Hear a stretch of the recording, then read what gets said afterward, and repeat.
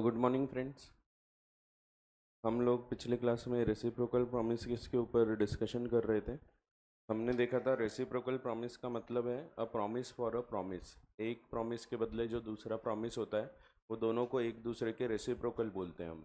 तो हमने देखा कॉन्ट्रैक्ट ऑफ सेल, अगर सेल ऑफ गुड्स है तो ऐसे केस में दो रेसिप्रोकल प्रॉमिस होते हैं। पहला, एक व्यक्ति गुड्स देने की बात करता है और दूसरा व्यक्ति पैसा पे करने की बात करता है। तो इस प्रकार के दो रेसिप्रोकल प्रॉमिसेस यहाँ क्रिएट होते हैं। फिर हमने देखा अलग अलग रूल्स हैं रेसिप्रोकल प्रॉमिसेस के। अगर साइमल्टेनियसली परफॉर्म करना था और अगर प्रॉमिसी रेडी नहीं है परफॉर्म करने को, पैसा देने को, तो प्रॉमिसर को भी परफॉर्म करने की आवश्यकता नहीं होती। फिर जैसा फिक्स किया जाएगा वैसे ही कॉन्ट्रैक्ट परफॉर्म होंगे।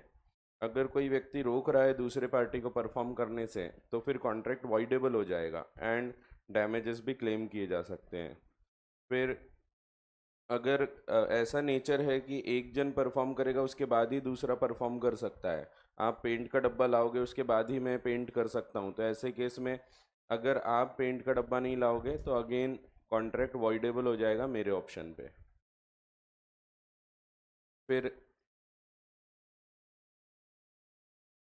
इसके बाद हमने देखा था time is the essence of contract का क्या मतलब है। तो time is the essence of contract का मतलब है उस टाइम के अंदर परफॉर्म होना चाहिए। It is the most vital condition of the contract of sale of goods.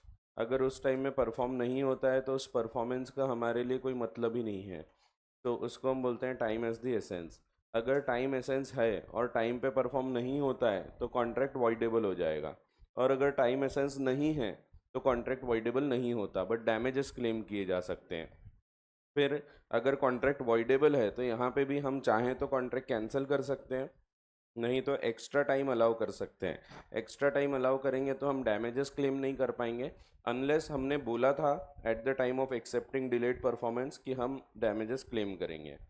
फिर कई बार रेसिप्रोकल प्रोमिसेस इम्पॉसिबल चीज़ों से रिलेटेड होती हैं, तो अगर ये शुरू से ही इम्पॉसिबल था तो इसको वॉइड एग्रीमेंट बोलते हैं। बाद में इम्पॉसिबिलिटी आ जाती है तो इसको वॉइड कॉन्ट्रैक्ट बोलते हैं हम। सो इनिशियल इम्पॉसिबिलिटी या pre contractual impossibility and subsequent impossibility या पोस्ट कॉन्ट्रेक्चुअल इम्पॉसिबिलिटी, ये देखा था हमने। फिर प्री कॉन्ट्रेक्चुअल में known to the parties, not known to the parties and known only to one of the parties. And subsequent impossibility ये हम आगे और डीप में समझेंगे, इसमें और 5 प्रकार हम देखने वाले हैं। फिर लीगल और इलीगल चीज़ें करने का वादा किया जाए तो लीगल के लिए कॉन्ट्रैक्ट वैलिड होता है, इलीगल के लिए वॉइड होता है, अगर अलग कर सकते हैं तो सेम रूल लगता है ऑल्टरनेटिव प्रोमिसेस में, तो ये भी हमने देखा था। फिर अप्रोप्रिएशन का रूल पढ़ा हमने। Appropriation is primarily the right of debtor and for his benefit.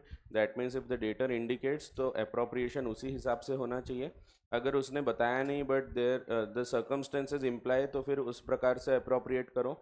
अगर बताया भी नहीं, देख कर भी पता नहीं लग रहा है, तो ऐसे केस में क्रेडिटर अपने हिसाब से एडजस्ट कर सकता है even from a time barred debt, but it should be a lawful date.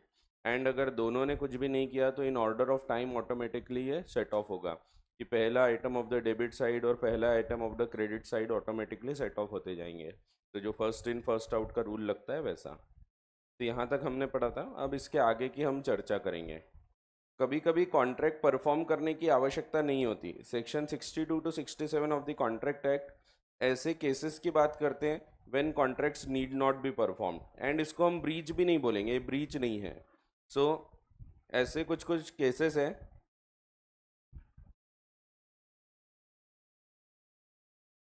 जब कॉन्ट्रैक्ट्स परफॉर्म करने की ज़रूरत नहीं।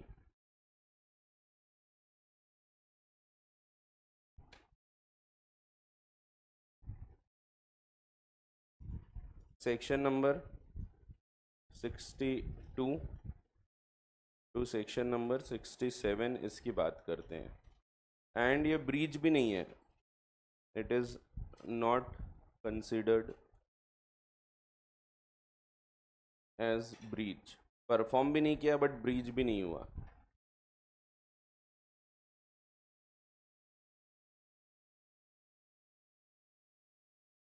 सो इसमें पहला केस हम देखते हैं। First case is called as novation. Novation section number 62 में आता है। नोवेशन का क्या मतलब होता है, तो कभी कभी पुराने कॉन्ट्रैक्ट की जगह हम लोग नया कॉन्ट्रैक्ट कर लेते हैं पुराने को हटा के, बट ये म्यूचुअल कंसेंट से है, ये ब्रीच नहीं हो रहा, ये दोनों पार्टीज मिल के हटा रहे हैं पुराना कॉन्ट्रैक्ट और उसकी जगह नया कॉन्ट्रैक्ट कर रहे हैं। तो एक कॉन्ट्रैक्ट को बनाया गया था म्यूचुअल एग्रीमेंट से, सब पार्टीज ने सहमति से बनाया था, सो वो चाहें तो उसको हटा के दूसरा कॉन्ट्रैक्ट भी कर सकते हैं उसी की जगह पे। सो नोवेशन में एक न्यू कॉन्ट्रैक्ट आता है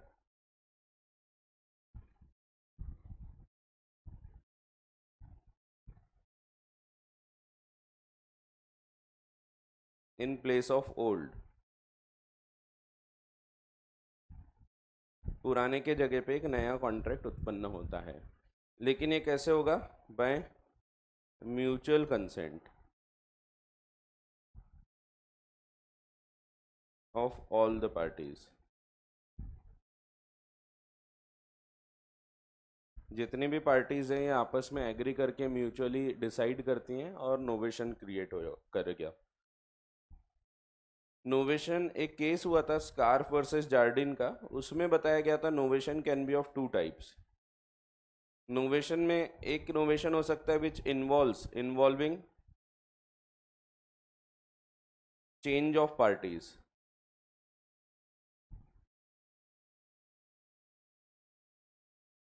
जिसमें पार्टीज बदल रही है, और दूसरा not involving change of parties,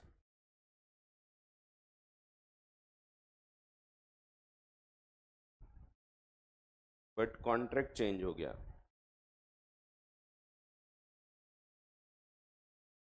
जैसे एक सिंपल सा एग्जांपल ले लेते हैं, समझो ए ने कॉन्ट्रैक्ट किया था बी के साथ, ए इसको गुड्स देने वाला था, बी इसको पैसा देने वाला था। बी ने कॉन्ट्रैक्ट किया था सी के साथ, बी इसको गुड्स देने वाला था सेम गुड्स, और वो सी उसको पैसा पे करने वाला था। तो यहाँ पे ये दो कॉन्ट्रैक्ट हो गए।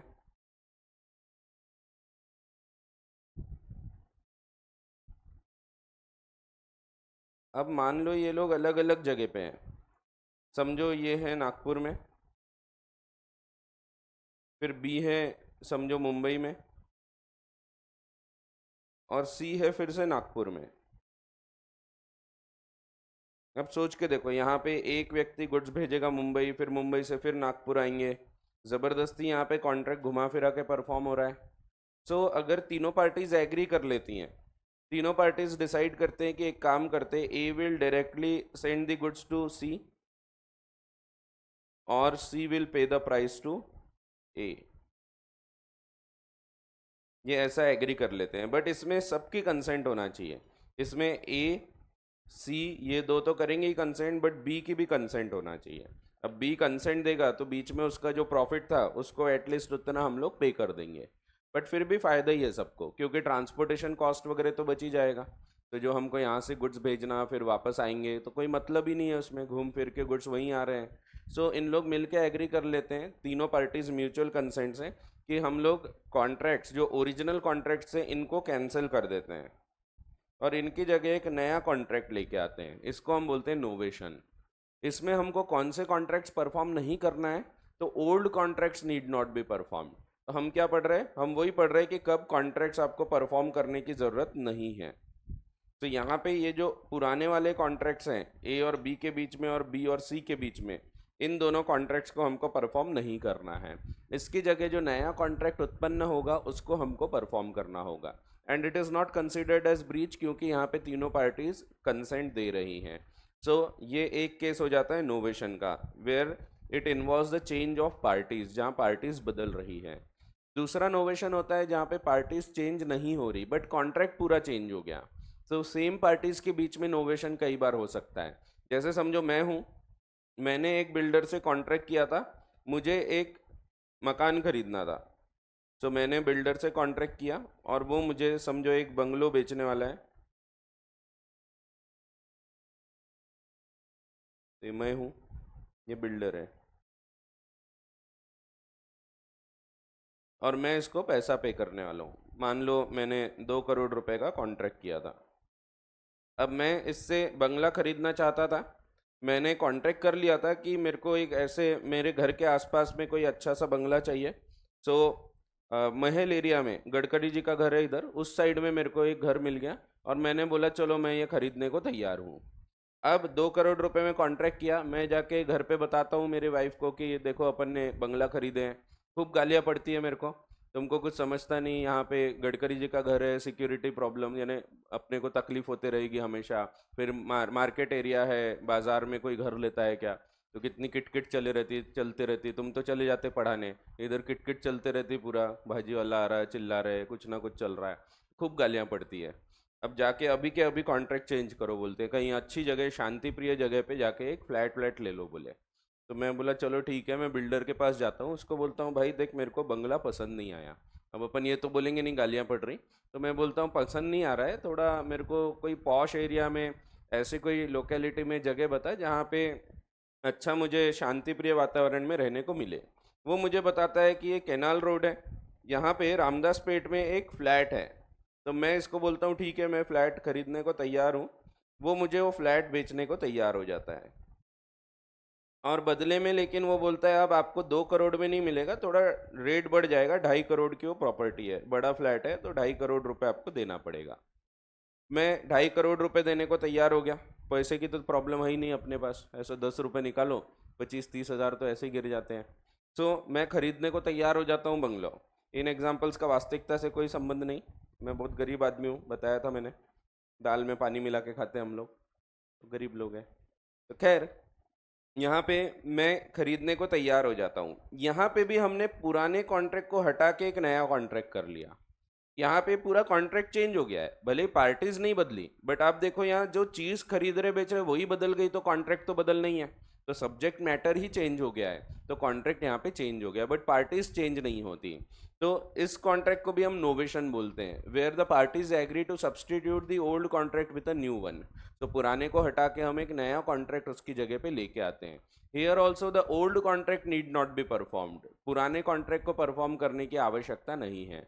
बट जब जब नोवेशन होगा ये हर case with mutual consent of all the parties होना चाहिए। अगर एक भी पार्टी मना कर देती है तो फिर नोवेशन इज नॉट पॉसिबल। जैसे ये वाले केस में अगर बी अड़ जाता है कि नहीं जैसा बोला था वैसे ही कॉन्ट्रैक्ट परफॉर्म होगा, तो फिर अपन कुछ नहीं कर सकते, फिर नोवेशन नहीं हो सकता। तो सब पार्टीज की सहमति होना अनिवार्य होता है, तो सब मिलके इसको डिस्चार्ज कर सकते हैं और एक नया कॉन्ट्रैक्ट एंटर कर सकते हैं। तो ये पहला पार्ट है, सेक्शन 62 में नोवेशन एक कवर होता है। दूसरा कवर होता है रिसेशन। सेकेंड चीज जो कवर होती है सेक्शन 62 में आती है, recession of contract.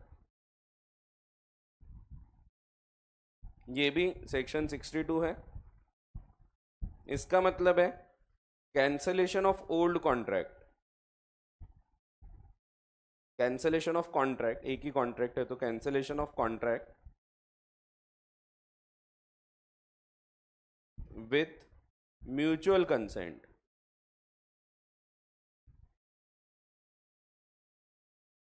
Of all the parties. फर्क यह है कैंसलेशन में हमको कोई नया कॉन्ट्रैक्ट नहीं करना है, सिर्फ पुराना कॉन्ट्रैक्ट खत्म कर रहे हैं हम। सो म्यूचुअल एग्रीमेंट से, म्यूचुअल कंसेंट से हमने कॉन्ट्रैक्ट किया था, अब हम वही चीज़ म्यूचुअल कंसेंट से अगर डिस्चार्ज करना चाहें तो by mutual consent of all the parties हम उस कॉन्ट्रैक्ट को कैंसिल कर सकते हैं।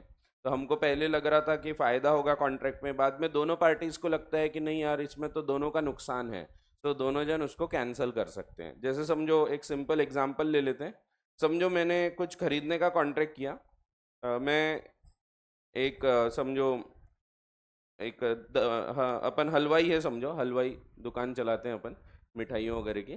तो मैं यहाँ पे खरीदना चाहता हूँ समझो डालडा। डालडा होता है, डालडा यानी वनस्पति घी होता है, तो डालडा तो कंपनी का नाम है। वनस्पति घी खरीदना चाहता हूँ मैं, एक दुकानदार है, शॉपकीपर है, उससे मैंने कॉन्ट्रैक्ट कर लिया।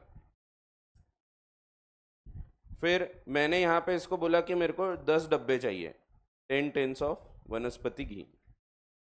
अब इसने भी सोचा कि यार ठीक है अपन कॉन्ट्रैक्ट कर लेते हैं, कॉन्ट्रैक्ट एंटर कर लिए। बाद में पता लगा कि लोग आजकल कैलोरी कॉन्शियस हो गए और लोगों को पता लग रहा है कि शर्मा जी वनस्पति घी का इस्तेमाल करते हैं, तो मेरी मिठाइयाँ नहीं बिक रही। तो मैं जाता हूँ शॉपकीपर के पास, मैं बोलता हूँ भैया वो कैंसिल कर सकते क्या कॉन्ट्रैक्ट। अब समझो इसके लिए भी नुकसानदेह होगा ये कॉन्ट्रैक्ट। मान लो समझो इसको अगर खरीदना होता तो इसको समझो 100 टिन्स खरीदना पड़ा होता, क्योंकि ये दुकानदार है तो इसको छोटे चिल्लर में तो मिलेंगे नहीं, 100 टिन खरीदना पड़ा होता। अब इसको भी फिक्र थी कि यार 100 टिन खरीदेंगे और 10 तो ये खरीद लेंगे, बाकी अपन बेच नहीं पाएंगे, मुश्किल से 10-12 और बिकेंगे, बाकी अपना लॉस हो जाएगा। ऐसे ही केस में दोनों को लग रहा है कि ये कॉन्ट्रैक्ट में हम दोनों का लॉस है, तो हम दोनों जन मिल के डिसाइड कर सकते हैं कि इस कॉन्ट्रैक्ट को हम कैंसिल कर देते हैं। सो म्यूचुअल एग्रीमेंट से कॉन्ट्रैक्ट किया गया था, म्यूचुअल एग्रीमेंट से उससे बाहर आ सकते हैं। पप्पू और पिंकी शादी करना चाहते थे, शादी करने का कॉन्ट्रैक्ट हुआ, घर पे बताए, फिर बाद में दोनों को लग रहा था यार अपन अपनी आज़ादी खो देंगे, अपन इतने अच्छे से रह रहे हैं, अब शादी कर लेंगे तो फालतू बंधन में बन जाएंगे, दोनों म्यूचुअल एग्रीमेंट से ब्रेकअप कर लेते हैं। म्यूचुअल एग्रीमेंट, तो कोई ऐसा धोखा नहीं दे रहा, म्यूचुअल एग्रीमेंट से ब्रेकअप हो रहा है, दोनों जन मिलकर डिसाइड करते कि शादी वादी नहीं करते, बाद में देखेंगे करना होगा तो किससे करना, क्या करना, तो अभी हमको शादी नहीं करना। तो दोनों जन म्यूचुअली डिसाइड कर रहे हैं तो it is not a case of breach, क्योंकि ब्रीच तब होता है जब एक दूसरे को धोखा देता है, तोड़ देता है कॉन्ट्रैक्ट। ये तोड़ा नहीं जा रहा है, यहाँ पे मिल के बाहर आ रहे हैं उस कॉन्ट्रैक्ट से। तो म्यूचुअल एग्रीमेंट से कॉन्ट्रैक्ट बना था, म्यूचुअल एग्रीमेंट से उस कॉन्ट्रैक्ट से बाहर आ सकते हैं। सो ऐसे जो केसेस हैं ये रिसेशन में कवर होते हैं। ये रिसेशन ऑफ वॉइडेबल कॉन्ट्रैक्ट नहीं है, कैंसलेशन ऑफ वॉइडेबल कॉन्ट्रैक्ट नहीं है, ये वॉइडेबल नहीं था, it was a perfectly valid contract, but both the parties ये डिसाइड करते हैं कि यार ये नुकसानदेह है और इसीलिए हम लोग इसको कैंसिल कर देते हैं। तो ये दूसरा कॉन्ट्रैक्ट हो गया। और तीसरी चीज जो अगेन सेक्शन 62 में आती है इज द ऑल्टरेशन। तो रिसेशन और नोवेशन में ये फर्क था, नोवेशन में पुराने के जगह नया कॉन्ट्रैक्ट आया, लेकिन रिसेशन में नया कॉन्ट्रैक्ट नहीं आया, सिर्फ पुराना खत्म हो गया। ऑल्टरेशन भी सेक्शन 62 में कवर होता है, और यहाँ पे हम सिर्फ टर्म्स ऑफ द कॉन्ट्रैक्ट को चेंज करते हैं। तो यहाँ पे terms of contract is varied, change किया गया with again mutual consent of all the parties।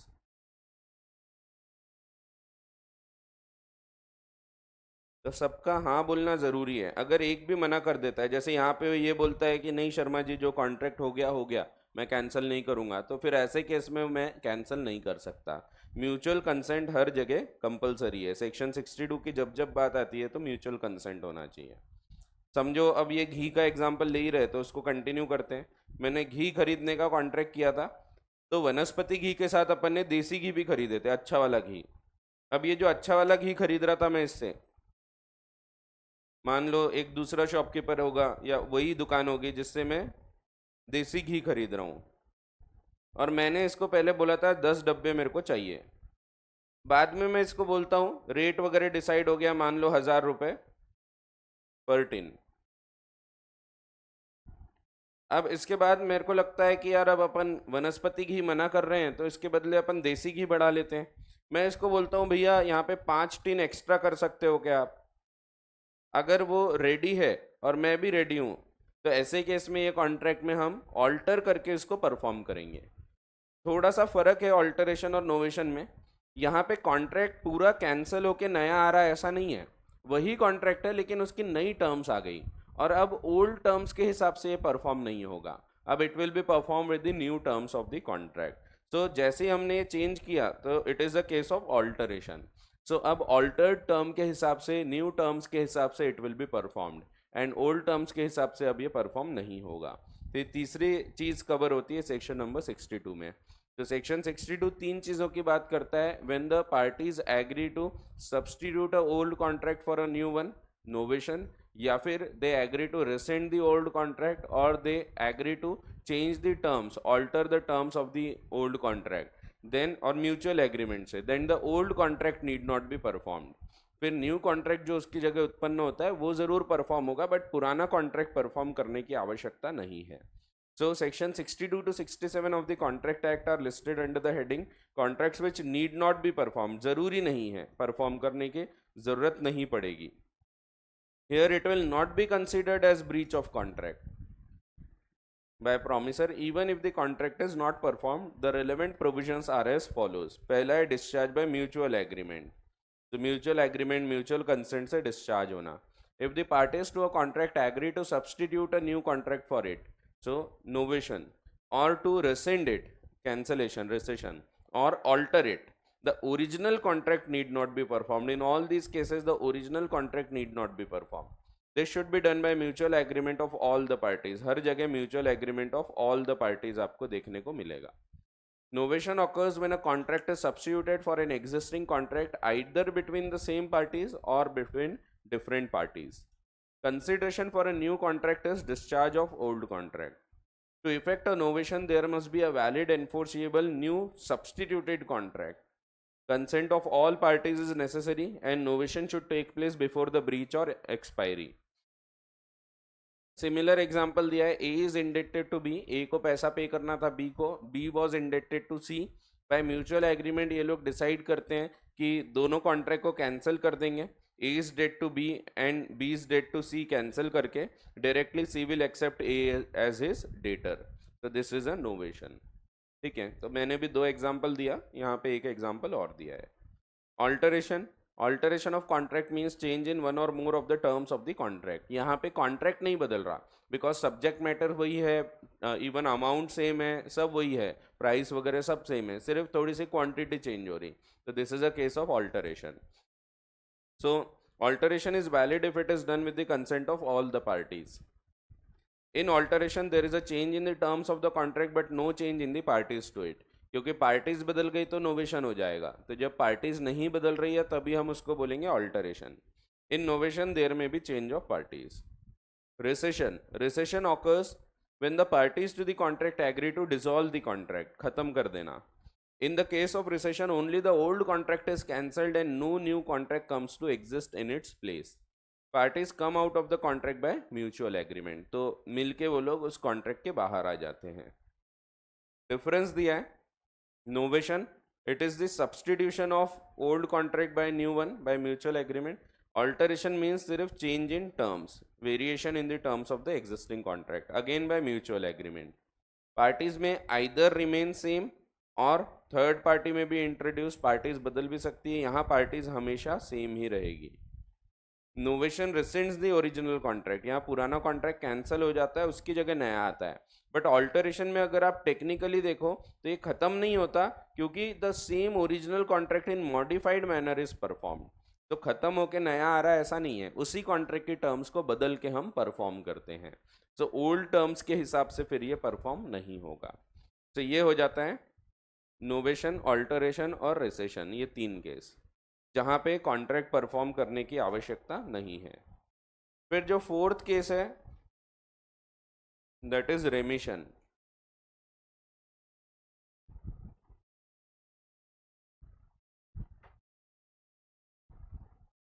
रेमिशन का मतलब होता है जब हम किसी को छोड़ दे रहे हैं, त्याग दे रहे हैं. कुछ पैसा लेना था उसको छोड़ दिया, जितना लेने का अधिकार था उससे कम लेने को तैयार हो गए. समझो मुझे किसी से 1 लाख रुपए लेना था, मैं उसको बोलता हूँ भाई एक काम कर, तू नहीं पे कर पा रहा तो 80,000 दे दे, बाकी 20,000 में छोड़ देता हूँ. तो this is a contract of रेमिशन. सो रेमिशन में हम किसी व्यक्ति को छोड़ रहे हैं. पार्शियल रेमिशन भी हो सकता है एंड फुल रेमिशन भी हो सकता है. किसी से सिर्फ 25,000 रुपये ही लेना था तो मैं बोलता हूँ भाई जाने दे, मैं पूरा पैसा छोड़ देता हूँ. सो पूरा रेमिशन भी हो सकता है. Full remission is called as even waiver, इसको वेवर भी बोलते हैं, हम आगे पढ़ेंगे. तो वेवर मीन्स जब हम पूरी तरह से छोड़ देते हैं किसी का पैसा. सो रेमिशन को हम वैसे डिफाइन करना चाहें तो हम बोल सकते हैं remission means accepting lesser degree of performance.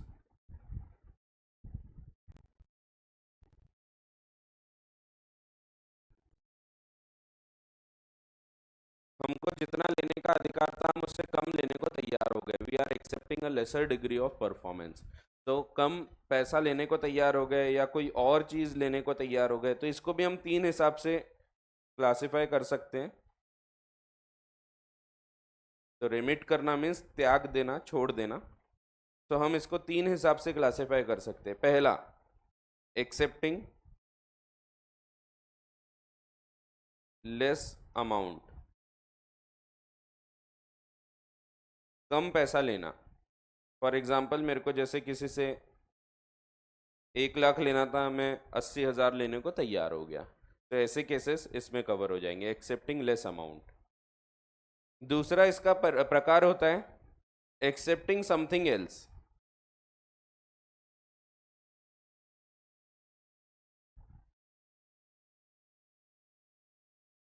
In full and final satisfaction.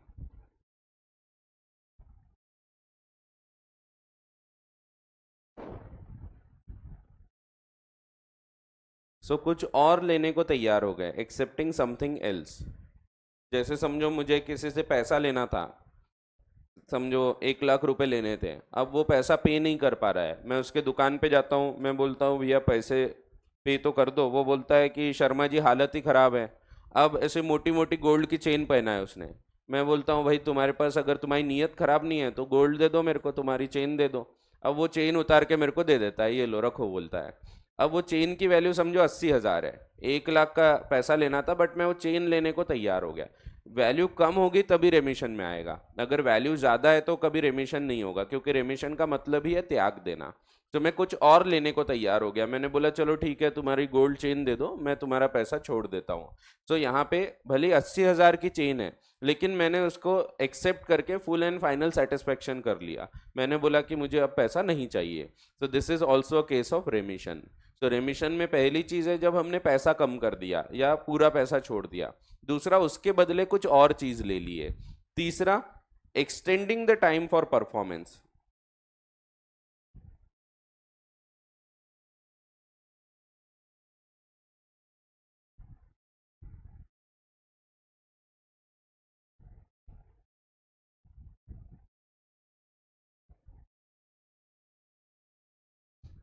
तो कभी कभी हम टाइम ऑफ परफॉर्मेंस बढ़ा के दे देते हैं, ये भी एक प्रकार का रेमिशन ही है।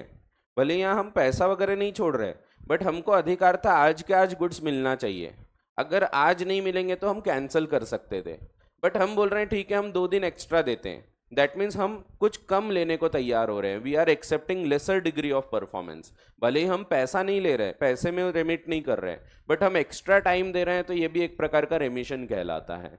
सो रेमिशन में इवन एक्स्ट्रा टाइम ग्रांट करना भी कवर होता है, मुझे आज अधिकार था गुड्स आज ला के दो, नहीं तो मैं कॉन्ट्रैक्ट कैंसिल कर सकता हूँ, वो नहीं लेके आ रहा है तो मैं बोलता हूँ ठीक है मैं 2 दिन एक्स्ट्रा देता हूँ, this is also type of रेमिशन।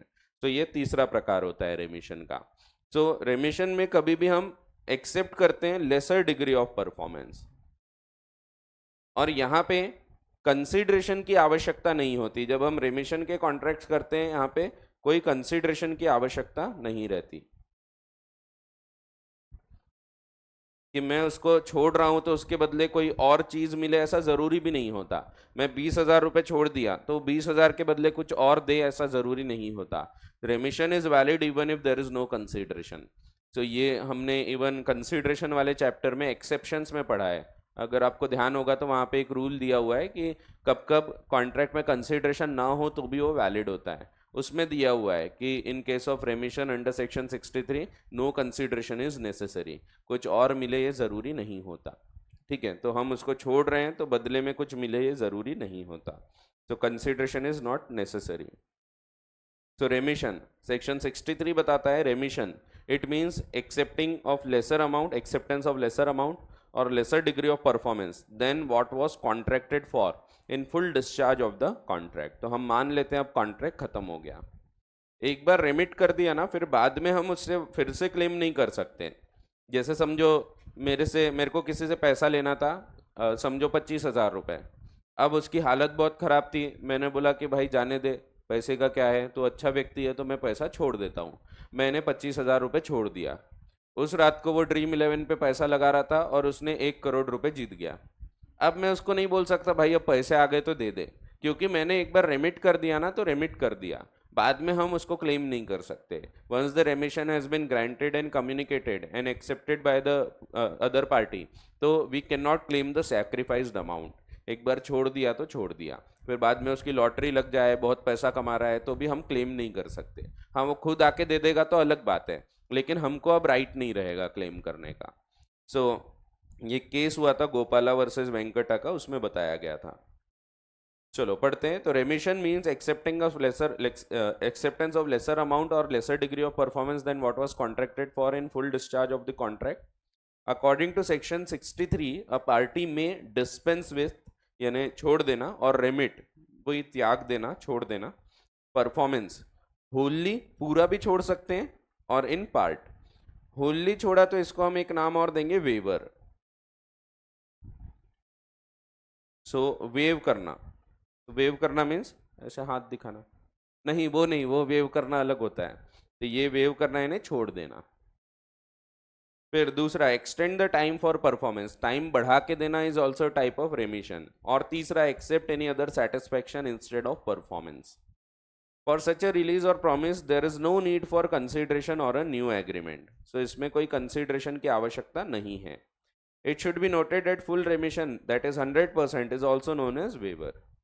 Illustration दिया है, A owes to B 5,000 rupees, A pays to B and B accept in full satisfaction for the whole debt rupees 2,000।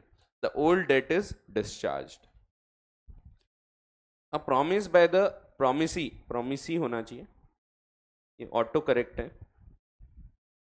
ये यूएस इंग्लिश वाले प्रॉमिसी ऐसे वर्ड को मानते ही नहीं, तो थोड़ा फर्क पड़ता है, ऑटो करेक्ट कर देता है वो। जहाँ जहाँ प्रॉमिसी लिखा है ऑटो करेक्ट करके प्रॉमिस प्रॉमिस प्रॉमिस कर देता, और फिर नीली लाइन आएगी उसके नीचे कि ये गड़बड़ है कोई सेंटेंस में, जबकि अपन सही लिखते, खुद ही गड़बड़ करता और बाद में बोलता गड़बड़ है। तो ठीक है, तो कभी कभी टेक्नोलॉजी डेढ़ शाइनी बनती है, तो शाइनी तो बनी रही है।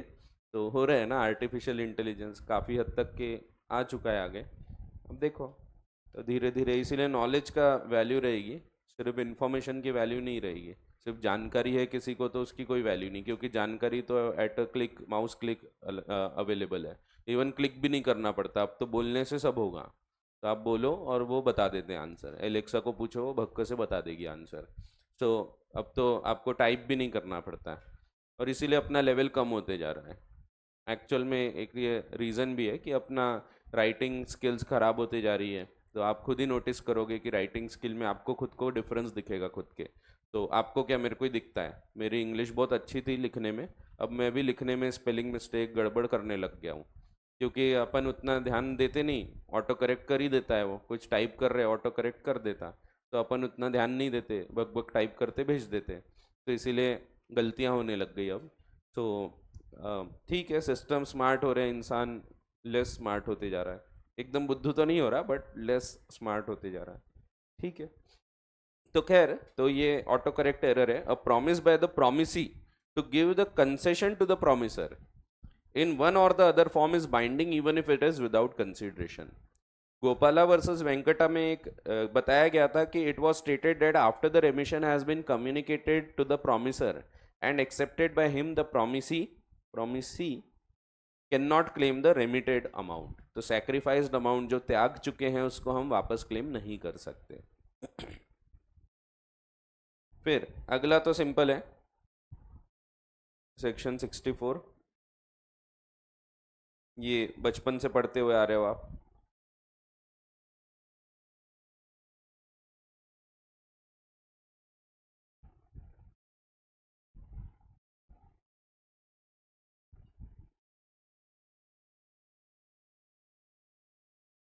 वॉइडेबल कॉन्ट्रैक्ट को कैंसिल करना, भाई वाला एग्जाम्पल ध्यान रख सकते हो आप, ये सेक्शन 64 है। यहाँ कोई म्यूचुअल कंसेंट नहीं होती, एक पार्टी के ऑप्शन पे वॉइडेबल होता है। जैसे भाई ने आके मारपीट करके मेरे से प्रॉपर्टी अपने नाम करा के चला गया, अब यहाँ पे मैं अगर कॉन्ट्रैक्ट कैंसिल कर देता हूँ कोर्ट जाके, तो कॉन्ट्रैक्ट अब परफॉर्म करने की ज़रूरत नहीं। तो हम वही पढ़ रहे हैं कि कब कब कॉन्ट्रैक्ट परफॉर्म नहीं करना पड़ता। तो अगर मैं कैंसिल कर दूंगा तो फिर कॉन्ट्रैक्ट परफॉर्म नहीं करना है, ना मुझे कॉन्ट्रैक्ट परफॉर्म करना है, ना भाई मुझे पैसा पे करेगा। तो दोनों पार्टी यहाँ पे फ्री हो जाती हैं फिर। हाँ, बाकी क्रिमिनल एक्शन हो सकती, बट हम सिविल लॉ के हिसाब से, कॉन्ट्रैक्ट एक्ट के हिसाब से देख रहे हैं। नहीं तो वैसे ये आईपीसी के धारा के हिसाब से इसके ऊपर भी एक्शन हो सकती है। सो ये क्रिमिनल एक्ट हो गया, डराना धमकाना ये सब चीज़ें, सो क्रिमिनल एक्ट में भी कवर होता है। तो ये रिसेशन ऑफ वॉइडेबल कॉन्ट्रैक्ट है। सो ये सिंपल है, पढ़ा है बचपन से आपने। When a person at whose option a contract is voidable rescinds it, cancels it, The other party thereto need not perform any promise therein contained in which he is the promiser. The party rescinding a voidable contract shall, if he has received any benefit thereunder from another party to such contract, restore such benefit. तो ये भी आपको पता है, even अगर मिला भी होगा तो वापस कर देना है, सो रेस्टिट्यूशन करना पड़ेगा, so far as may be to the person from whom it was received. Recession को कम्युनिकेट कैसे करते हैं? तो उसी प्रकार से जैसे ऑफर को कम्युनिकेट करते हैं. तो ऑफर एक्सेप्टेंस का कम्युनिकेशन हमने पढ़ा था सेक्शन 4 और 5 ऑफ द कॉन्ट्रैक्ट एक्ट में, शुरुआत के चैप्टर में. सो उसी प्रकार से हम लोग इसको भी रिसेंड करते हैं, तो वो भी कम्युनिकेट करते हैं. सो मैं अगर कैंसिल कर रहा हूँ तो मैं लेटर लिख के भेज दूंगा, अगर लेटर से भेज रहे हैं तो, नहीं तो मैं ओरली बता सकता हूँ कि मैं कॉन्ट्रैक्ट को कैंसिल कर रहा हूँ, और अगर आगे वाला फिर भी कोई ज़ोर ज़बरदस्ती कर रहा है तो कोर्ट जा सकते हैं अपन. ठीक है. So rescission must be communicated to the other party in the same manner as the offer is communicated.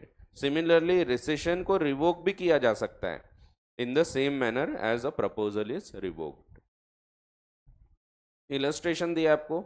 A contracts to sing for B at a concert for ₹1,000 which are paid in advance. A is too ill to sing. अब ये rescission, ये थोड़ा गड़बड़ हो गया example. यहाँ पे भाई वाला एग्जाम्पल आना चाहिए. ये वो वाला एग्जाम्पल हो गया कॉम्पेंसेशन वाला. कॉम्पेंसेट नहीं करना है बट रिफंड करना है, तो ये इसके बदले वो भाई वाला एग्जाम्पल ध्यान रखो. कौन सा वाला? जो शुरुआत में देखे थे चैप्टर नंबर 2 में, वॉइडेबल कॉन्ट्रैक्ट में. वो मैंने बताया था कि मैं हूँ, भाई है, भाई ने मेरी प्रॉपर्टी अपने नाम कर लिया, 4 करोड़ की प्रॉपर्टी, समझो 3 करोड़ रुपए पे भी कर रहा है वो, बट मैं अगर इसको कैंसिल कर दूंगा तो फिर मेरे को मेरी प्रॉपर्टी वापस मिल जाएगी, इसको 3 करोड़ रुपए मैं वापस कर दूंगा, तो ये कॉन्ट्रैक्ट फिर परफॉर्म नहीं करना है. ठीक है, पता है ये आपको. ज़रूरी नहीं मैं कैंसिल करूं, चाहूं तो कैंसिल करूं, नहीं तो मैं वैलिड भी रहने दे सकता हूं.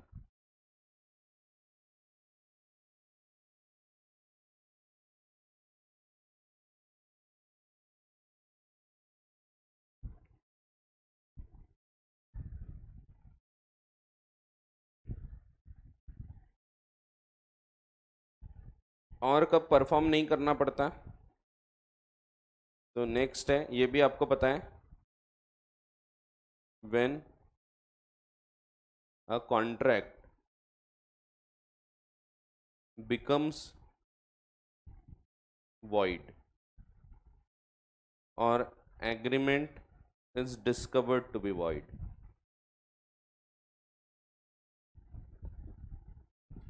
तो हम क्या देख रहे हैं, कब कब कॉन्ट्रैक्ट परफॉर्म नहीं करना है. तो कैंसिलेशन ऑफ वॉइडेबल कॉन्ट्रैक्ट में यहाँ भाई का एग्जांपल ध्यान रखो.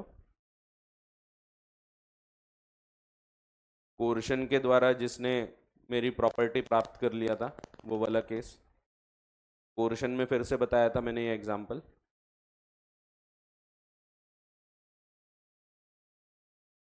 वॉइडेबल बाय सब्सिक्वेंट डिफॉल्ट भी हो सकता है.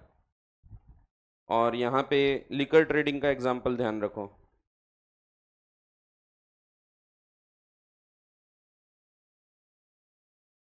अब कॉन्ट्रैक्ट अगर कैंसिल हो चुका है, अपने आप वॉइड हो गया है, तो यहाँ पे भी परफॉर्म नहीं करना. हम क्या पढ़ रहे हैं, कब कब कॉन्ट्रैक्ट परफॉर्म करने की आवश्यकता नहीं है. सो अगर कॉन्ट्रैक्ट खत्म हो गया तो यहाँ परफॉर्म नहीं करेंगे, हम चाह के भी परफॉर्म नहीं कर सकते. अगर लिकर ट्रेडिंग का मैंने कॉन्ट्रैक्ट किया था, मैंने 20,000 रुपये दे दिया था, और अगले महीने मेरे को लिकर के कैंस मिलने वाले थे, लेकिन इस बीच अगर मोदी जी ने इसको बैन लगा दिया, वो नेशनल टेलीविजन पे आते हैं, बोलते हैं भाई और बहनों आज रात 12 बजे से तो कोई भी लिकर की ट्रेडिंग नहीं करेगा, उन्होंने बैन लगा दिया, मना कर दिया सीधा सीधा. तो अब हम लोग चाह के भी इसको परफॉर्म नहीं कर सकते, because now it has become illegal.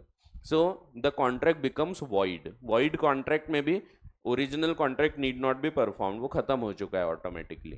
ठीक है, तो यहाँ पे भी हमको परफॉर्म करने की आवश्यकता नहीं है. तो वही अगला दिया है कि when an agreement is discovered to be void or when a contract becomes void, अब any person who has received any advantage under such agreement or contract is bound to restore it. तो वो perform नहीं करना है, उल्टा जो मिला वो वापस करो. और to make compensation for it, to the person from whom it was received. A contractor enter into an agreement with government to construct a godown. ये ऊपर एक एग्जांपल बताया था मैंने, वैसे ही है, तो ऊपर नहीं नीचे देखे थे हमने गोडाउन वाला, ये वाला। तो यहाँ पे उसने टाइम पे परफॉर्म नहीं किया, ये सेम ही एग्जांपल है, state of Odisha versus Rajballabh. So contractor entered into an agreement with, एक सेकेंड, ये भी गड़बड़ एग्जांपल है, ये एक्चुअली यहाँ का एग्जांपल है, थोड़ा गड़बड़ हो गई क्योंकि ये वॉइडेबल कॉन्ट्रैक्ट का एग्जांपल है, वॉइडेबल बाय सब्सिक्वेंट डिफॉल्ट। तो ये यहाँ का एग्जांपल नहीं है, यहाँ का एग्जांपल ये है, थोड़ा बुक में प्रूफ रीडिंग में गड़बड़ हो गई। ये एग्जांपल आप यहाँ पे ध्यान रखो, ये वाला ऊपर का एग्जांपल है क्योंकि ये वॉइडेबल वाला केस है, तो वॉइडेबल वाला ऊपर पढ़ा हमने, वॉइडेबल कॉन्ट्रैक्ट। तो जब voidable by subsequent default, contractor ने कॉन्ट्रैक्ट किया था गवर्नमेंट के साथ कि मैं गोडाउन बनाऊंगा, बदले में उसको एडवांस में पैसा भी मिल गया था, उसने काम पूरा नहीं किया, तो द कॉन्ट्रैक्ट बिकम्स वॉइडेबल क्योंकि he did not complete the work, and government ने फिर इसको कैंसिल कर दिया। Held the government under section 65 could recover the amount advance to the contractor under यानी ये काट ही दो सीधा, एडवांस टू द कॉन्ट्रैक्टर। तो ये केस में बताया गया था state of Odisha versus Rajballabh. और दूसरा ये है, ये वाला एग्जांपल यहाँ ध्यान रख सकते हो आप, ये discovered to be void agreement का एग्जांपल है। A pays B ₹1 lakh in consideration of B's promising to marry C, A's daughter, but C is dead at the time of promise। अगर promise के टाइम में उसकी death हो चुकी है तो ये void agreement है, but discover हम बाद में करेंगे। तो neither party were aware the agreement is void, but B must repay A 1 lakh rupees। तो ये भी void है, यहाँ भी परफॉर्म नहीं करना है, इनफैक्ट कर ही नहीं सकते, बट जो पैसा दिया है वो पैसा वापस करना पड़ेगा। और लास्ट है 7th point, when promisee refuses या fails to afford reasonable facilities for performance।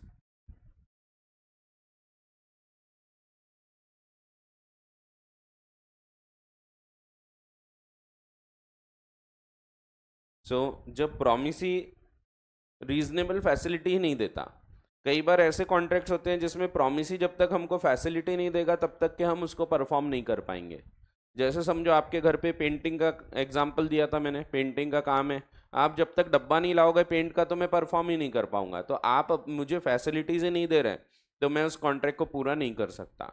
समझो आपके घर में फैन खराब हो गया, अब आपके घर में फैन लगा है 20 फुट ऊपर, अब मैं बोलता हूँ मुझे बुलाते हो आप ठीक करने के लिए, वो भी काम करता हूँ मैं, तो मुझे बुलाते हो, मैं बोलता हूँ यार लग रहा है कि कॉइल जल गई है, फैन निकालना पड़ेगा, तो कोई स्टूल वगैरह हो तो लाओ। आप बोलते हैं हमारे घर में कोई स्टूल नहीं है, मैं बोला ठीक है सीढ़ी वगैरह घोड़ी वगैरह कुछ होगा, बोले कुछ भी नहीं है ऐसे ही निकाल लो। अब ऐसे कैसे निकालेंगे जब मुझे एक रीजनेबल फैसिलिटी चाहिए, जब तक आप स्टूल नहीं लाओगे तो मैं वहाँ तक पहुँच ही नहीं सकता, तो मैं घर से थोड़ी स्टूल लेके आऊँगा, वो आपको देना पड़ता है, ये रीजनेबल फैसिलिटीज कहलाती है। एसी सर्विसिंग वाला आता है घर पे, एसी ऊपर लगा हुआ है, स्टूल मांगता है तो देना पड़ता है अपने को, तो अपन ये नहीं बोल सकते नहीं आप घर से लेके आना था, तो वो तो रीजनेबल फैसिलिटीज है जो प्रॉमिस ही ने देना चाहिए। तो अगर आप वो फैसिलिटीज नहीं दे रहे तो मैं यहाँ परफॉर्म नहीं करूंगा। तो यहाँ पे ये ब्रीच भी है, और क्योंकि यहाँ पे आप अगर फैसिलिटीज नहीं दे रहे हैं तो मैं इसीलिए नहीं परफॉर्म कर पाया क्योंकि आपने फैसिलिटी नहीं दी है, so it becomes voidable at my option. So मैं यहाँ परफॉर्म नहीं करूंगा तो चलेगा, और मैं इसको कैंसिल करके डैमेजेस भी ले सकता हूँ, तो जो नुकसान हुआ होगा उसकी भरपाई भी कराई जा सकती है। सो वही दिया है, when the promisee refuses or fails to afford reasonable facilities।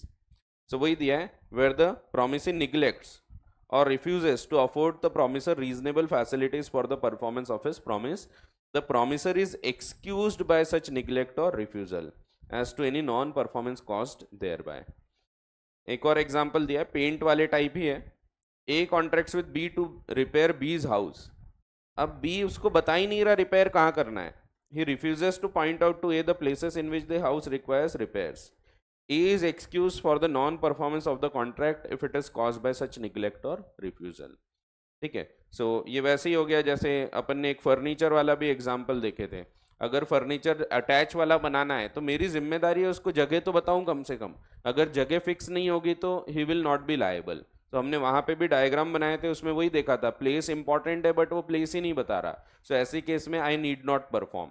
तो हम अभी क्या पढ़ रहे हैं, हम वही पढ़ रहे हैं कब कब promise need not be perform, contract need not be perform.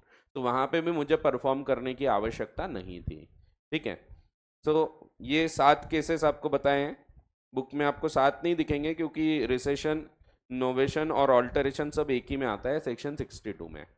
ठीक है, फिर रेमिशन आता है, फिर rescission of a voidable contract, obligation of person under void agreement या वॉइडेबल कॉन्ट्रैक्ट या discovered to be void contract, और effect of neglect of promise to afford reasonable facilities for performance. तो इस प्रकार के केसेस यहाँ पे कवर होते हैं। और इसके बाद का हमने ऑलरेडी पढ़ चुके थे। यहाँ तक अब कोई डाउट है तो आप पूछ सकते हैं, फिर हम डिस्चार्ज के बारे में थोड़ी चर्चा करेंगे। रेटिफिकेशन अलग हो गया, रेटिफिकेशन तो अप्रूवल होता है। तो वो पुराना कॉन्ट्रैक्ट जो है वही चालू ही है, उसको कैंसिल नहीं हुआ था, रेटिफाई करना है ना। वैसे रेटिफिकेशन वैलिड नहीं होते ज़्यादातर केसेस में, बहुत कम केसेस में वैलिड होते हैं। तो रेटिफिकेशन को नोवेशन ना बोलते हुए नया कॉन्ट्रैक्ट बोल सकते हो आप। जैसे माइनर के केस में अगर वो फिर से कॉन्ट्रैक्ट करता है तो नया कॉन्ट्रैक्ट है वो, तो पुराना तो कॉन्ट्रैक्ट था ही नहीं, इसीलिए नोवेशन नहीं आएगा। अगर पुराना वैलिड कॉन्ट्रैक्ट होता उसकी जगह दूसरा आता तो फिर हम बोलते थे नोवेशन है। क्योंकि नोवेशन होने के लिए कंपलसरी होता है कि पुराना कॉन्ट्रैक्ट चालू रहना चाहिए। अगर पुराना कॉन्ट्रैक्ट ऑलरेडी ब्रीच हो चुका है या खत्म हो चुका है ही नहीं, तो ऐसे केस में नोवेशन नहीं हो सकता। Novation should take place before the breach और एक्सपायरी, तभी हम उसको नोवेशन में बोलते हैं। If there is no old contract तो फिर उसको नोवेशन नहीं बोलेंगे हम, वो नॉर्मल कॉन्ट्रैक्ट बोल सकते हैं बट नोवेशन नहीं बोलेंगे।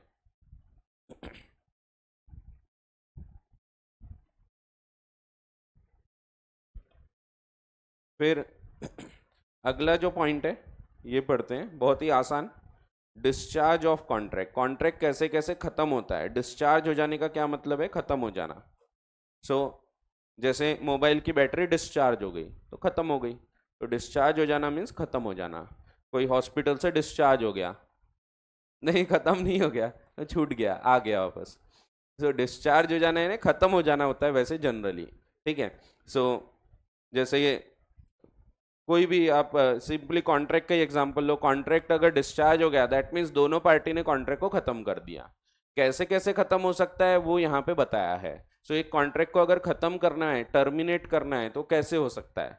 सबसे पहला केस, जिसमें ज्यादातर केस जहाँ पे कॉन्ट्रैक्ट खत्म होते हैं तो वो होते हैं बाय परफॉर्मेंस।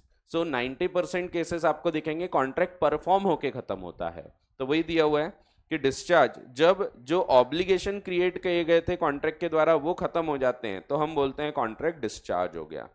कॉन्ट्रैक्ट इनमें से कोई भी केस में डिस्चार्ज हो जाएगा, जैसे कि पहला है डिस्चार्ज बाय परफॉर्मेंस, तो परफॉर्म करके डिस्चार्ज हो गया।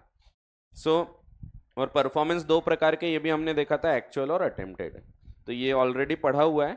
It takes place when the parties to contract fulfil their obligation arising under a contract within the time and manner prescribed.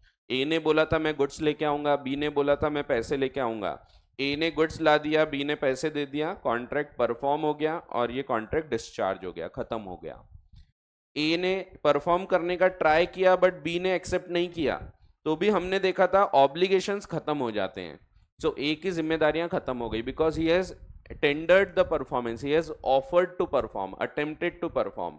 सो उसकी जिम्मेदारियां खत्म हो गई। हाँ, राइट्स अभी जीवित हैं, जो हम अगले चैप्टर में अब पढ़ने वाले हैं कि कौन कौन से राइट्स मिलते हैं ऐसे केस में, कि वो कॉन्ट्रैक्ट की जिम्मेदारियों से तो अब मुक्त हो चुका है बट अभी अधिकार बचे हैं, लाइक वो डैमेजेस क्लेम कर सकता है, तो ऐसे अधिकार अभी बचे रहेंगे। सो अटेम्प्टेड परफॉर्मेंस से भी कॉन्ट्रैक्ट खत्म हो जाता है, तो वॉइडेबल होता है और बाद में कैंसिल करते हैं हम। Actual performance is said to have taken place when each of the party has done, जो उनने वादा किया था वो पूरा कर दिए, what he has agreed to do under the agreement. When the promisor offers to perform, जब एक पार्टी ऑफर कर रही है बट दूसरी पार्टी रिफ्यूज कर देती है तो इसको हम बोलते हैं अटेम्प्टेड परफॉर्मेंस और टेंडर, ऑलरेडी पढ़ा है। फिर डिस्चार्ज बाय म्यूचुअल एग्रीमेंट, अब भी थोड़ी देर पहले पढ़ा, सेक्शन नंबर 62 में जो कवर होते हैं, ऑल्टरेशन, नोवेशन और recession. So by agreement of all the parties, the contract may be either cancelled or the terms may be altered or new agreement can be substituted for it. Whenever any of these things happen, the old contract is terminated. तो पुराना contract खत्म हो गया, तो हम क्या पढ़ रहे हैं कि वही कब कब कॉन्ट्रैक्ट खत्म हो जाएंगे, डिस्चार्ज हो जाएंगे। If the parties to contract agree to substitute a new contract for it, novation, or to rescind it, recession, or to alter it, the original contract need not be performed. ये तीनों हमने अभी just थोड़ी देर पहले देखा, novation, recession and alteration, and even रेमिशन भी वैसे देख लिया है। फिर डिस्चार्ज बाय इम्पॉसिबिलिटी, अब हम बोल रहे हैं डिस्चार्ज हो रहा है इम्पॉसिबिलिटी से, पहले से वॉइड नहीं है, बाद में कैंसिल हो गया ड्यू टू इम्पॉसिबिलिटी। सो ये पोस्ट कॉन्ट्रेक्चुअल इम्पॉसिबिलिटी की बात हो रही है, क्योंकि डिस्चार्ज हो रहा है दैट मीन्स बाद में इम्पॉसिबल हो रहा है, पहले से इम्पॉसिबल नहीं था। तो डिस्चार्ज हो रहा है मीन्स बाद में खत्म हो रहा है, पहले कॉन्ट्रैक्ट पूरी तरह से वैलिड था बट बाद में किसी कारणवश ये अब खत्म हो रहा है, तो इसको हम बोलते हैं डिस्चार्ज बाय इम्पॉसिबिलिटी, और ये हो रही है पोस्ट कॉन्ट्रेक्चुअल इम्पॉसिबिलिटी। कॉन्ट्रैक्ट करते वक्त it was possible to perform but afterwards it becomes impossible. So ये एक डायग्राम बनाए थे हमने, मैं बोला था नीचे 4 लाइन छोड़ दो।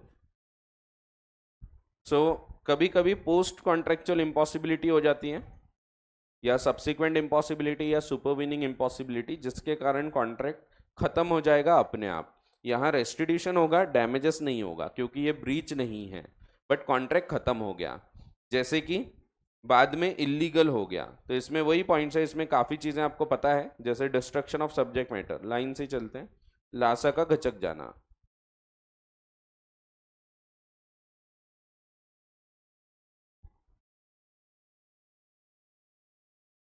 जब लासा की डेथ हो गई, तो लासा की डेथ हो गई तो कॉन्ट्रैक्ट ऑटोमेटिकली बिकम्स वॉइड, लेकिन कब? After the contract has been made, contract यहाँ बन गया था बट उसके परफॉर्म होने के पहले, यहाँ पे कॉन्ट्रैक्ट बन चुका है बट परफॉर्म होने का है, और इस बीच में अगर लासा की डेथ होगी तो ये कॉन्ट्रैक्ट वॉइड हो जाएगा, और अगर इसके पहले ही हो चुकी थी डेथ तो ये कॉन्ट्रैक्ट बना ही नहीं है, वॉइड एग्रीमेंट है।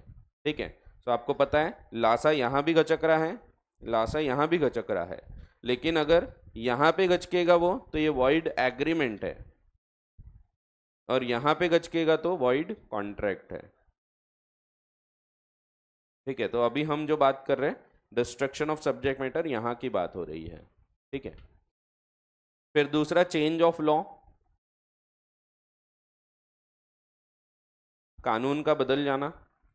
लिकर ट्रेडिंग का एग्जाम्पल आप ध्यान रख सकते हैं, यहाँ लासा का एग्जाम्पल, यहाँ पे लिकर ट्रेडिंग जो हमने शुरुआत में देखा था, मैं आपको पार्टी देने वाला था। फिर फेलियर ऑफ प्री कंडीशन, ये देखेंगे डीप में, ये एक नया है, बाकी के आपको पता है, सिर्फ ये वाला नया रहेगा, फेलियर ऑफ प्री कंडीशन। फिर बाय डेथ और इनकैपेसिटी,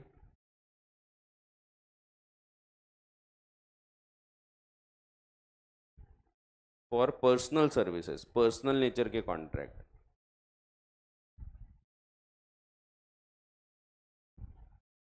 एंड लास्ट है जब वॉर चालू हो गई, डिक्लेरेशन ऑफ वॉर, तो एलियन एलिमी वाला।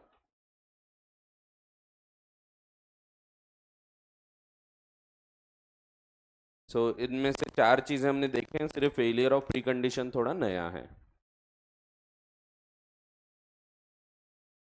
तो एक बार यहाँ तक रीड कर लेते हैं, ये सभी केसेस में रेस्टिट्यूशन हो जाएगा बट डैमेजेस नहीं होंगे, because it is not a breach of contract.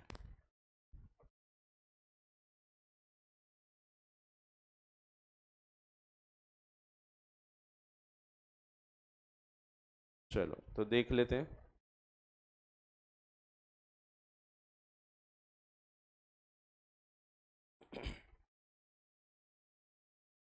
So impossibility दो प्रकार की हो सकती है. It may exist from the very start. अगर शुरू से ही है तो इसको हम बोलेंगे it is void ab initio. And alternatively it may supervene बाद में आ गई. Supervening impossibility may take place owing to destruction of subject matter.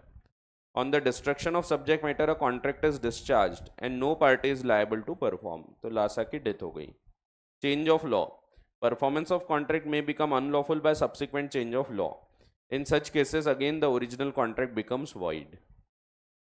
ये वाला छोड़ दो. डेथ और incapacity for personal services. Personal nature के कॉन्ट्रैक्ट डेथ में खत्म हो जाते हैं. अगर पर्सनल नेचर के नहीं हैं तो वो डिवॉल्व हो जाते हैं लीगल रिप्रेजेंटेटिव्स पे. लेकिन जैसे टीचिंग का कॉन्ट्रैक्ट है और मेरी डेथ हो गई तो कॉन्ट्रैक्ट खत्म हो जाएगा. And it is not breach, ये ऑटोमेटिकली वॉइड हो गया.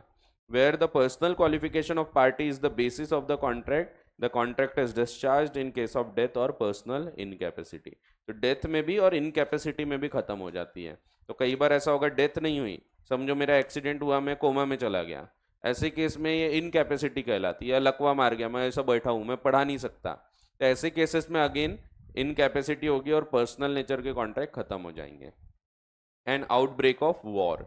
जब जंग छिड़ जाती है और एक व्यक्ति एलियन एनिमी बन जाता है तो उसके साथ आप कॉन्ट्रैक्ट नहीं कर सकते. अगर शुरू से ही वॉर के टाइम ही करोगे तो ये वॉइड एब इनिशियो है. बट वॉर पहले नहीं थी. कभी कभी ऐसा होगा कि आपने कॉन्ट्रैक्ट यहां पे किया, ये परफॉर्म होना था आगे चल के, लेकिन बीच में यहां पे कहीं वॉर चालू हो गई, तो जब तक के वॉर चालू है तब तक ये कॉन्ट्रैक्ट अब सस्पेंड हो जाएगा. अगर यहां तक परफॉर्म हो गया होता तो ठीक था, लेकिन अगर परफॉर्म होना बचा है तो now you can not perform it, it will automatically become void. ठीक है. सो बाद में वॉर चालू हो गई तो ये कॉन्ट्रैक्ट अब परफॉर्म नहीं किया जा सकता. तो contract entered into before the war commenced. War यहाँ कमेंस हो रही है उसके पहले ही कॉन्ट्रैक्ट हुआ था. But between the citizens of countries subsequently at war, बाद में वॉर चालू हो गई, remain suspended during the pendency of war. तो जब तक वॉर खत्म नहीं होती रुक जाएंगे. अगर फिर चाहिए तो बाद में कॉन्ट्रैक्ट परफॉर्म कर सकते हैं, बट वॉर के टाइम पे चालू नहीं होगा. After termination of war the contract revives and may be enforced. तो ऐसा है. फिर एक पॉइंट जो ऊपर छोड़ा है इसको अगली क्लास में देखते हैं और बाकी के डिस्चार्ज के प्रकार देखेंगे. उसके बाद डायरेक्टली फिर हम नेक्स्ट चैप्टर जिसमें remedies for breach of contract है उसको पढ़ना चालू करेंगे. तो वो कंक्लूड करते हैं और मिलते हैं नेक्स्ट क्लास में. चलो, थैंक यू.